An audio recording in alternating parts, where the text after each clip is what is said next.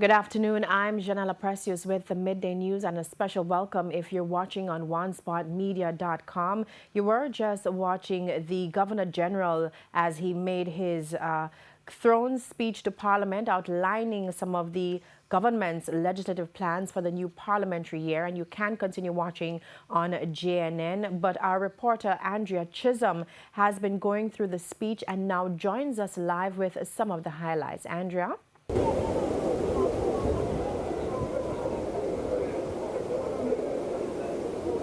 Thank you very much, Janella. Well, Governor General Sir Patrick Allen is still delivering his throne speech inside Gordon House, and it's dubbed In Partnership Towards the New Prosperous Jamaica.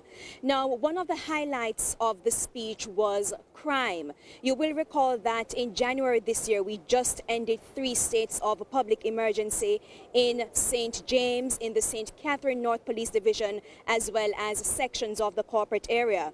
And even though we had a 22% reduction in murders last year, 2018, the government says it plans to ramp up the plan to ensure that Plan Secure Jamaica continues. Now, in order for that to happen, we are hearing that the Police Act has been approved, or it is ready for approval by Cabinet, and it will be tabled this fiscal year. That is for this new legislative year that's coming up in Parliament. Let's hear more of what the Governor General had to say about other legislative matters to deal with the area of crime and security.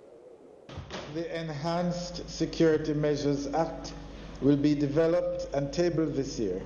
It must be noted that this act requires focused unity of purpose as we must speak with one voice. The National Security Council Act, which will introduce legislation to provide for the establishment in law of the National Security Council. Merger of the Police Services Commission and the Police Civilian Oversight Authority to facilitate the development of one oversight body responsible for the monitoring and evaluation of the performance of the police.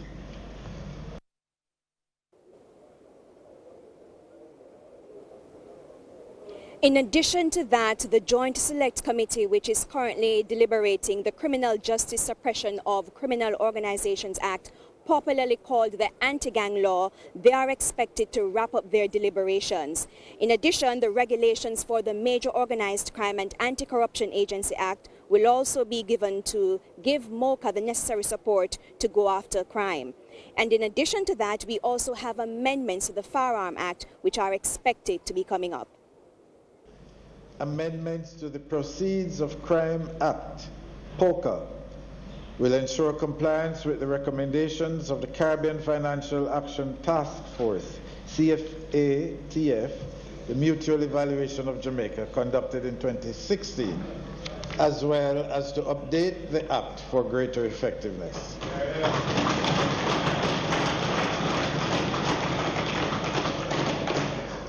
In furthering the security of Jamaica, this year the government has allocated significant capital expenditure for national security and defense.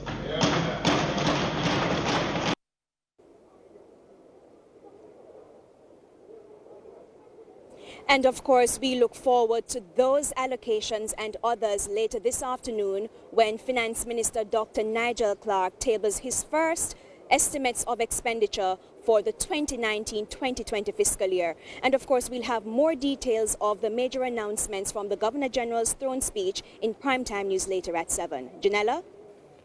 Thank you so much, Andrea. In other news, the St. Catherine South Police Division has seen an increase in the number of murders since the start of 2019. 17 people have been killed compared to 15 last year. The police hierarchy say there have also been 27 cases of shootings compared to 12 last year, giving the division the unenviable position of recording the most shootings island-wide. Now, most of the murders and shootings occurred this month. The communities affected are Brayton Phase 1, Gregory Park, Waterford, Dunbeholden, Central Village and Old Harbour.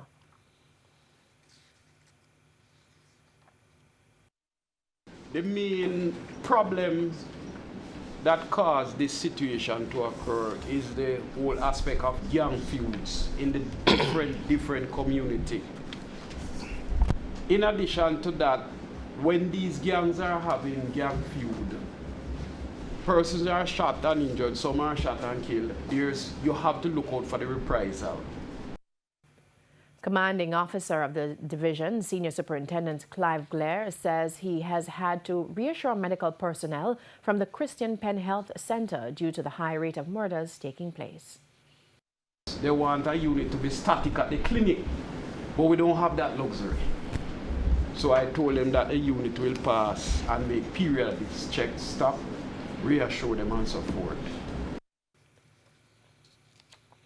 As the Jamaica Constabulary Force's anti-trafficking in persons unit ramps up its education drive, head of the unit, Superintendent Carl Berry, says persons should be more suspicious about things they see online. At an anti-human trafficking forum at the University of the Commonwealth Caribbean this week, DSP Berry noted that while focus has been placed on making children more aware, adults need to be just as cautious. He even suggests contacting the police when in doubt.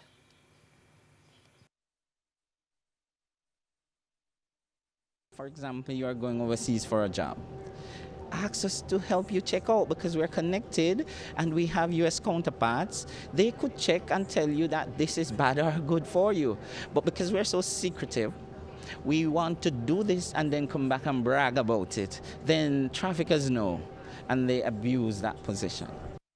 The unit, along with the Justice Ministry's National Task Force Against Trafficking in Persons, has been celebrating successes over the past 8 years. Since 2010, 6 persons have been convicted under the Trafficking in Persons Act, while last year alone there were 2 convictions with several victims being rescued. Identified victims, about 6. However, there are people who have not been identified yet, meaning that they are still not talking fully. We have our suspicions and we continue to investigate even cold cases. What we do to say bring out is that when we educate and fence you up, meaning you're in a protective barrier now because they can't trick you, then you could safely say that person was saved from it. 2 cousins who were charged for the 2009 murder of a St. Catherine man in St. Thomas walked free from the St. Thomas Circus Court on Monday. Leonardo and Dujon Tucker were both charged for the January 13 murder of Horace Lee Ray on Pond Lane, Yalas in the parish. Attorneys Hensley Williams and Horace Gray, who represented the accused men, made a no-case submission, which was upheld by the judge Yvonne Brown. She said that based on the circumstances of the case and what came out in evidence, it would have been unsafe to leave it up to the jury because the Crown could not definitively prove that the men were responsible for the murder. Leonardo's attorney, Hensley Williams, argued that no one saw who committed the murder, and because of how the Pound Lane is set up, there were many escape routes. He further said his client and his cousin were not involved and were merely running because they heard gunshots. National Security Minister Dr. Horace Chang says the closed-circuit television CCTV cameras dubbed Jamaica Eye will be in full effect across the country by the end of March. He made the announcement while speaking at a function in Glendevon, St. James recently. Dr. Chang noted that the installation of the cameras were hampered due to the lack of funds, damaged cables, and roadworks within the corporate area. But some work is already there, you know, that there are several cameras in Montego which are mounted and in the corporate area. But we want to extend that into the other cities and we have all the required equipment. Jamaica will be up and running this year. Meanwhile, the minister is warning criminals in Westmoreland that a strong police presence will be maintained in that parish. We have had some trouble, not so bad. I think the main shot that there was taken out by the police and thought that he was killed in the process. For a lot of them, and they have actually disrupted two other gangs on the quite severely. So Westmoreland is holding its own for the new year. And there's a couple more gangs to take out down there. So we're not unduly worried about them yet, despite the fact that Westmoreland is a base for the drugs for guns trade. This is one of the problems. As more information is unearthed about the controversial decisions made at the state-run oil refinery Petrojam, there are now active efforts being made by at least two organizations to obtain more details regarding certain dealings. The parliamentary opposition and the National Integrity Action (NIA) have made formal requests for more information surrounding the disciplinary proceedings against former Human Resources Manager Yolande Ramarak. Both are seeking to dig deeper into the controversial affair, which involved Petrojam's management paying a $2.7 million incentive to Ms. Ramarak, despite low performance appraisal scores plus several questions raised about her competence. Executive Director of the NIA, Professor Trevor Monroe, is of the view that there's more information that should be uncovered and made public. In the public sphere, I've applied for them on the Access to Information Act, but it would be much better to have them laid in Parliament as soon as possible. One, the proceedings of the 2 days of disciplinary hearings by the committee that was appointed. We need to see what was there in the notes of those hearings that would have allowed the lawyers for Ramarak to say, pay us, or we're going to litigate. We need to see what those notes say. And second, and perhaps even more importantly, the public of Jamaica is entitled to see what legal advice was given by Samuda and Johnson, which would have led the government of Jamaica, through the board and the management, to cave in to the demands of Ramarak.